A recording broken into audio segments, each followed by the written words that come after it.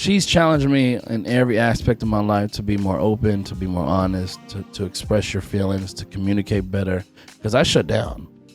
I shut down because I saw that in my dad growing up. When my mom was very vocal in a Black and Korean household. It's like United States versus North Korea. That's what my household is like. My mom blows up. She blows the fudge up, right? She don't hold back. She express how she feels. The living room was the DMZ. Oh yeah. Oh my God. You don't cross this border. Stay on that side of the house. Damn it. To see how emotion open my mom was, and to see my dad just kind of shunned out, and just in a Black household, Black dads like. You don't show no emotions, stop being a pussy, right? That's what I saw. My dad was in the service 20 years, Army. That's what I saw. Wow. So it was always a stern, focused, no emotion, no emotion. Your mom is bitching, no emotions. You just take it. Yeah. That's what I was taught. You just take it. One foot in front of the other. Yeah, you take the beating. And then guess what? You end up probably your first couple of women that you were with, you were probably taking a beating. Oh my God. That's what you were taught. Oh yeah. That's what you've seen. Oh my we spoke about this, right? Like as children, man, we don't, or even as adults, we don't really listen, but we watch. Like so observe. our children, they're just really just watching our actions. So I mean, it sucks, man. But your father could talk to his blue in the face about like telling you about life and what to do. But really, it's like, Dad, whatever you do, I'm watching. I'm probably gonna follow you. Absolutely. All right. So we got to think about that, like now, like as we're absolutely fathers, we need to make sure that we're walking out what we're saying. Yeah. I know, and I can be a little this in my own head, like what you were saying. Like you could tell someone all the good advice in the world, but if your example isn't that. I know me. I know I do this in my head. Like if someone's at work, like, oh, you should, do this by the book. Yeah. And in the back of my mind, I'm like, motherfucker, I just saw you not do that. Like you cut corners too. Like get out of here. So you're telling me to do this, but you're not going to do it. Facts. So that's if and when I become a father, I would know I would have to. That's something you got to be cognizant of. If you're gonna speak a good word, you better walk a good walk. Absolutely. Because like you said, the kid may not, well, whatever, Dad, and walk away. But then, he's looking at you kind of like this around the corner, like, what's Dad doing? Yeah. And then what we're getting at is that's probably what how they're gonna model their actions after. Oh, facts. Yeah, got to lead by example. Right. Yeah. Which is the hardest thing to do, right? Because it's like, do as I say, not as I do, kid. Absolutely. Because like I've bumped my head, bro. Just if you listen, you don't have to bump your head. But think about it. That's what God's telling us. He's got a whole book to help you avoid from bumping your head or burning your hand on the stove. And he's like, look, I know what's best for you. Just like as we're parents, I know what's best for you, but that kid still has to touch that hot stove. Yep. Yeah. Yes, you do. Yes, they do. But if when you do become a father, what is the most important thing that you think you can teach your child, John? You thought about that? Specifically, no. But I have. There was a saying that I heard that is going to direct me in how I raise children. I feel it's don't strive to buy or to give your kids everything you didn't have. Ooh. Teach your kids everything you didn't learn. Ooh. Nice. I like that. So I like that.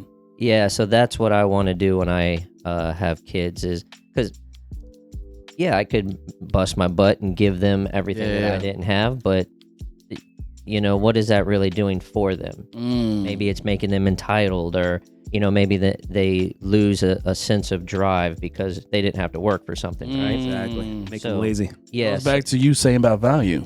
Ooh. So so don't This is a good episode. Yes, it is, man. I want y'all to know that. Thank you. It's a really good episode. Yeah, that would be a thing, because I know, I could still do this today. You can do anything you want in this day and age, but I feel I want my kids to be multilingual, something I never was. my mom tried to push it on me. Yeah. Or excuse me, she tried to encourage that. Yeah. And it just didn't click. But was she multilingual? No. So if you become multilingual, it'll be easier for your kids to. 100%. And even with the girl I'm with. Start working on that now. Yeah. So say habla español. There you go. See? Nailed it. Boom. Perfect. Drop me off in a Spanish country. I'm good. That was funny, dog. ¿Dónde está el baño? I mean, We need some buttons over there, Chris. Oh yeah, I gotta put the sound effects. Oh, no sound effects there. But yeah. So again, to wrap it all up, yeah, don't strive to get your kids everything. Buy your children everything that you didn't have. Strive to teach them everything you didn't learn. So, yeah, man. So that answers your question, man. That's deep. Dude, You went there. You went there. I tried. You went to another level right there. You elevated right there, dog. Hey, Yes. bring us all up, man. That's what I'm trying to do. I'm that bottle of water. I just took myself out the pack and put myself there. Yeah. I'm $6 now instead of 40 cents. There we go. I like that. Like Yeah. how you brought that up. See? You're witty, bro. I like that, You're dog. witty, man. That's a good callback, dog. That's a good callback. I like that. My God, yeah. Think about it, man. Kids, and you as a father, you have a firsthand experience about this. Yeah. I brought this up in another podcast. The scary thing for me about children, because children are sponges to their environments. Now, you can be a very good parent. Yeah. You know, tell your kids, don't do this, don't do that, and you know they may listen, they may not. But what's scary for me is once they like step outside your door. Yeah. They listen to friends. They listen to other people's bad parenting to their kids. And now your kids are tapped into that source of information. So that is what's so scary, because you can be as good as you possibly could be.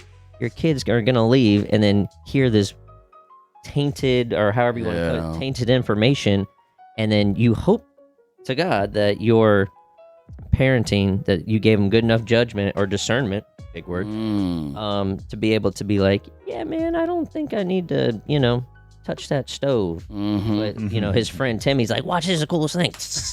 Like, nah, bro. It's fried. Yeah, it's like, nah, bro. That's, I guess, like the control aspect of me is what's nerve-wracking, is once they step out that door, you have no control. Facts. That's absolutely true. So how do you deal with that as a dad, or what do you do? Or do you even do you just turn that off? Like, I can't think about it or I'll drive myself crazy. No, you can't turn it off, especially being a parent. Today's world is such a scary place when it comes to easy influence, bullying, school shooting, right? We live in that world now where if you think about it 24/7, you're going to stress yourself out. You're going to create this bubble for protection for your kids. Right. So you washed away reality, what they're living in. Gotcha. You got to trust them that they know what's right and wrong. Got to let them bump their head. You got to bump their head. You got to trust them that they know that Timmy is a bad example. Right. They don't mess around with Timmy no more. Mm-hmm. All the parenting that you do, all your teaching that you do within your four walls should reflect you when that kid walks out that door. Right. They are a reflection of you. Yeah. Yes. So your teaching, your discipline, that communication, that relationship, the honesty, all that's in a package, and they're going to apply that. Especially when they get older, right? Maybe not when they're 6, 7, maybe 8, they get it. But also, you can't teach your kids to be perfect. No. That's what I'm teaching my daughter. She is so big to be in the best she can. That's where awesome. when she falls, it hits her hard. Okay. You can't be perfect. I'm not. I don't want you to be my perfect little girl. Yeah. You're gonna bump head. You're gonna make mistakes. I'm gonna love you no matter what. I'm teaching that because from my parents, right? You always get that cliche, like, I want to do better than my parents did for me.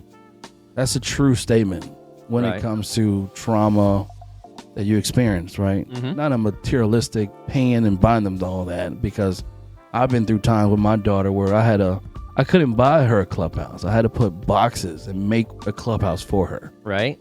I didn't make that much money when my paycheck was taken out every 2 weeks at Walgreens, $400, because I had to pay $800 for child support. Right. I didn't have that luxury to take her to SeaWorld. Mm-hmm. So I had to create this compound of fun. You had to get creative. I'd be super creative and So build cool, that though. relationship. That stuff she'll never forget. It's almost better. She don't forget at all. Like Actually- we do arts and craft, we do spray paint, we do everything. We did all arts and craft when she was little. She's 8 now. Nice. She remembers. Like, Dad, can we do arts and craft? She'll do arts and craft before she go to Busch Garden. Oh, nice. She'll do arts and craft before she go to Disney World. Wow. But her mom was giving her that lifestyle. When you came to Daddy, what we doing, Daddy? We about to go pick up some acorns. Well, Mom- Put some glues on these motherfuckers. That's what we doing. Well, Mom had your $800 to go do that kind of Facts. stuff. Yeah, I'm facts. just no, that's facts. I'm just playing, man. Like, So it's like so much trust to build into my child to understand that you got to be the best you can be. Mm-hmm. You're on your cell phone, you watch TV, you're going to be influenced, right? But I need you have that conversation like, Dad, Dad, what is this? Mm-hmm. Oh, that ain't cool, man. That ain't good for you. But what is it? I got to explain to her, hey, these 2 men kissing, they in love. 2 women kissing, they in love. How do they have a kid? Fraternity. You got to have that deep conversation where when they leave your 4 walls, like, man, my dad already told me about that, dog. yeah. Right. About these 2 women Yeah. Mm-hmm. I like or the it. 2 men. I like They that. already know. They're not gonna listen to him and like, hey, these two boys kissing. Blah. Like, I already know about that. Yeah, man. She's well prepared. It's already. Yeah. She's all right. So that's the best advice I could give anybody that's a parent. Don't be perfect. Just have that open, deep conversation with your kids. I like that, man. Something that I took from you is like we can mess up doing that as parents is almost try to teach them to be perfect, but you're telling your daughter like almost like give yourself some grace. Like you're gonna mess up. You're gonna bump your head. I spent times crying over her, especially going to court. How old is she? She's 8 now. Oh, nice. I spent time crying and opening up for myself and being more open with myself and knowing that it's okay to see a man cry. Wow, that's so awesome, bro.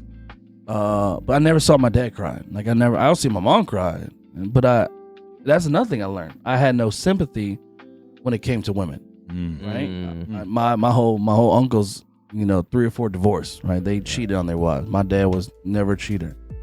So I had to teach myself how to become a man to a woman. Yep. Because I never was taught that. My dad never pulled a chair in front of my mom. My dad never opened doors for my mom.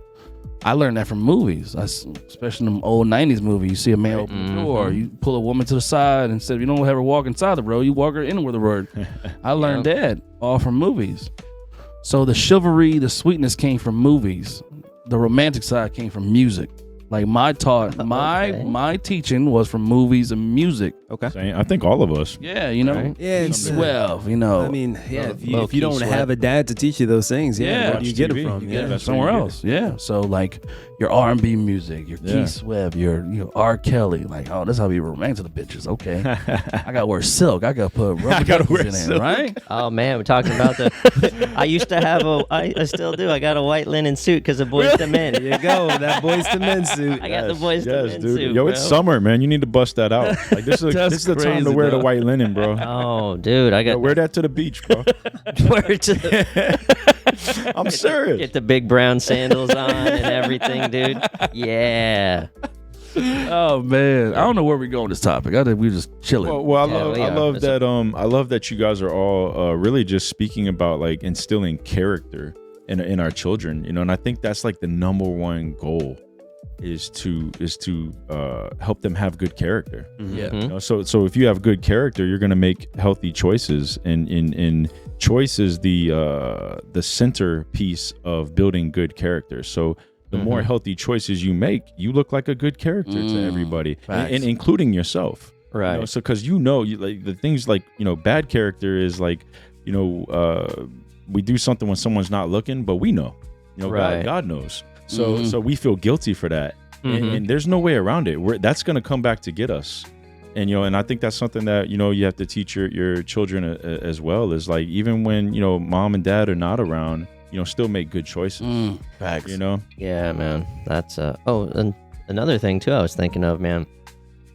Times have changed, so obviously this whole hyper awareness of bullying and everything. But back when I was going, so I was born in '84. I graduated high school 2002. So that gives you a reference of everything. Yeah.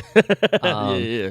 Dude, that's how like you got thick skin. Now, granted, I was never the kid that was ultra bullied, but I mean, that's how kids, at least back then, that's how you got thick skin. Is Absolutely. you got bullied a little bit, and then that's how you learned is, hey man, you if you're the stinky kid, hey man, why you stink? And then people make fun of you for about like a week, and then you're tired of that. So from that point on, you wore deodorant, cologne. You smelled like funk, but then all of a sudden you stank because now you smell like 5 different colognes.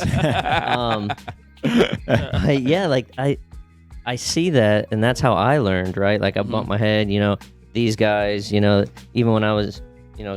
Chris came into my life later, but I mean, we've all made fun of each other, absolutely, to make each other better. Yeah. And but yeah, just as a parent, that's got to be hard because I feel kids need that to a degree. They need like that little tough love from other kids. But then that would be the hardest thing for me not to want to jump in, right? I could see that in me. Yeah. Talking about like maybe overprotecting, right? Yeah. Or keeping we're going to call it a sterile environment. Yeah. And then your kids don't know what reality is. And then when they're in their 20s on their own, they get a rude awakening. Facts. That shield is gone. And now people are, well, no one ever talked to me like that before. Facts. Yeah, that's a good point. That goes into the so whole participation trophy thing. Kids are protected these days. Bullying, you can't at all. And I get it. Bullying does lead to some bad results, but at the same time, like you said, tough love is kind of important, to a certain extent. Yeah. But in today's society, in today's world, participation trophies, everyone gets the win, right? Yeah. Nobody is a loser. Nobody has to worry about, actually putting their all into anything because everybody gets that trophy. And I think so. It's kind of like it's happening on both fronts. It's happening from the perspective of like what society, how it protects the children, but also kids themselves are also not reinforcing or reinforcing those good things within each other, because the way the world looks at it is you can't say anything negative to children these days. You have to protect them at all costs. Yeah. So like you said, when we were younger, we got that negative reinforcement and it strengthened us. And I think we're raising a lot of weaker kids. And I don't know where that's going to lead society, but I think we're starting to see it, So I like what you just said right there. There was I forgot where I heard. I didn't make this up, so I'm not that smart. But the diagram basically was, it's like a circle. The guy was talking about society as a circle. So hard times creates strong men. Strong men create good times. Good times create weak men. Weak men create hard times. And it comes all back around. Oh, you seeing that phase happening now? Absolutely. Yes. So we're about to hit some hard times. We've come all we're hitting hard times. We're super weak. Yeah. Yeah, we've lived a nice cush, life. We had a good run, guys. We had a good run, man. We were living during like the best era. Yeah, but it'll go back. I know. It will. Go back. I know. We just need another war or something. But to switch subjects, I saw that you guys started your podcast. Yes. How's that going? We're on episode 9. Okay. I took a hiatus. I started in 2021. It was a therapy for me. Okay. To be more. That was my time to seek help. A lot of challenging times and a lot of emotion that I kept inside, and I had to find a different outlet just to express it. And also, it helps me practice more to speak clearly and have a certain cadence when I'm on stage. Yep. So that's when I started the podcast. It's called the JB Podcast, and it kind of just dives into my thoughts, my opinion about things, my emotional experience, my life experience. But it's such an outlet where it's therapeutic for me, where I could talk for 30 minutes and get that stuff out, and I can close that chapter, and I can reevaluate. It's like, man, how you felt about that? I felt good about that. Nice. I learned a lot about myself just having that talk. 2:00 in the morning. I would record at 2:00 in the morning in the dining room while the wife and the kids are asleep. Just have my little. It's like being in, when God tell you go pray in the closet. That was my closet. That was just my sanction time. So it's going good. We're dropping episode 9. We're trying to get that back in rotation. Drop 1 episode every week. Just trying to be more disciplined. Okay. Bring out more content and so forth. Who do you do it with? I'm going through Buzzsprout. That branch out to other outlets, but I'm just trying to find one outlet so I could drop it. So I'm trying to do research on how to just go through Spotify, and instead of going to these host podcasts, I'm trying to figure that out. We use Podbean, and it sends it out to Spotify, our iHeartRadio, a couple of other places too. So you just drop it in one spot and publish it. Y'all pay like a membership? Because I pay like you can. We do now. When we first started it was free, but you can only upload a certain amount of video. Podcasts. So we had to expand. So yeah, we do pay a membership. Gotcha. All right. So y'all doing the same thing when I'm doing Buzzsprout, where it kind of launch out to exactly other podcast media. Yeah. Well, that makes it so easy. It does. Yeah. Like, holy crap! I was wondering how you work, all your jobs, and then you come and do all this. I'm like, man, you gotta spend like 8 hours just doing, video editing. Dude. Yeah. Well, the YouTube stuff is probably the most intensive, and then making those little those little shorts, the reels for Instagram and all that stuff kind of takes time to do. But getting the audio out to different podcast outlets, that's pretty easy. Mm-hmm. Nice. Yeah, you just send it out. Facts. Okay. Yeah, well, that's pretty cool, dude. What else are you working on? Is there movies coming up, anything like that? No film projects. I need to because would you be interested in that? I would love to. You got to tap into that market. Okay. You can't just do comedy. You got to go into acting. You got to do into voiceover. That is the goal. On the direction I want to go. I just don't know where to start. Okay. Yeah, I would love to be a voice actor. I would love to do that. I don't know if I have the voice, but I think you do. You have a unique, sexy voice. Oh, well, then look at that. I went from $6, now I'm $12. I'm that hotel water now, baby. I'm Voss. I could see you in movies too, John. I could see that, man. You just have a unique comedy about you. I don't know if you say comedy, but and actually it could be really useful in film. Because a lot of people could relate with your style of comedy, and that's what it is too. Is like anything that we do, we all can touch somebody differently. So it's you go do what you are supposed to do. Yeah, that is when you hear big comedians talk about why they're so funny, like the Jeff Foxworthy's or the Cedric the Entertainers, right? They appeal to so many people because of their mindset is like a lot of people, right? Facts. That's just where I think I struggle because I don't know if I appeal to people. I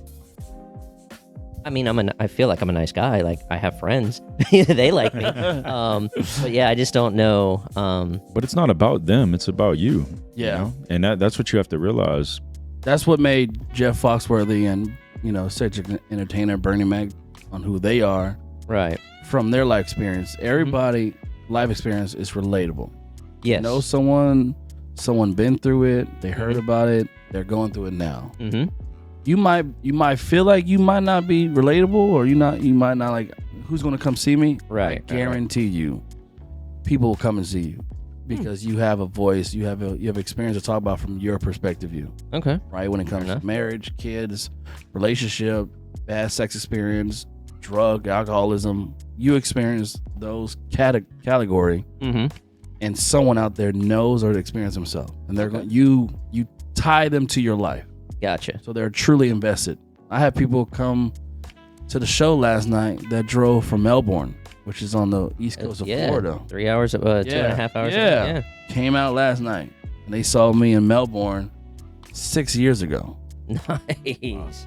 I was like, hey, you remember me? I was like, nah, I don't, bro. Why? What show? I was like, I was in Melbourne. Oh, I'm sorry. I don't have a really good memory. Yeah. Like, but you had a joke about your daughter. We had to come and see you.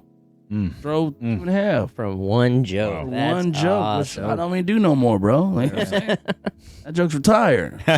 So You might have to bring it out the closet I again. think so. Like with my suit.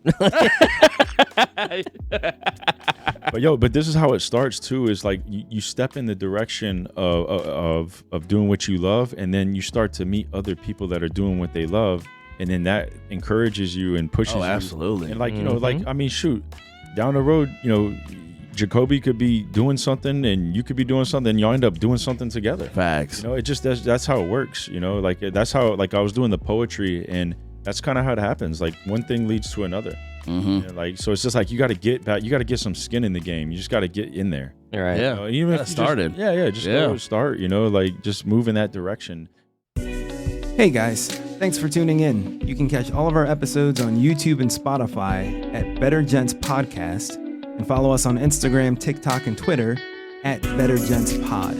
Thank you and take care.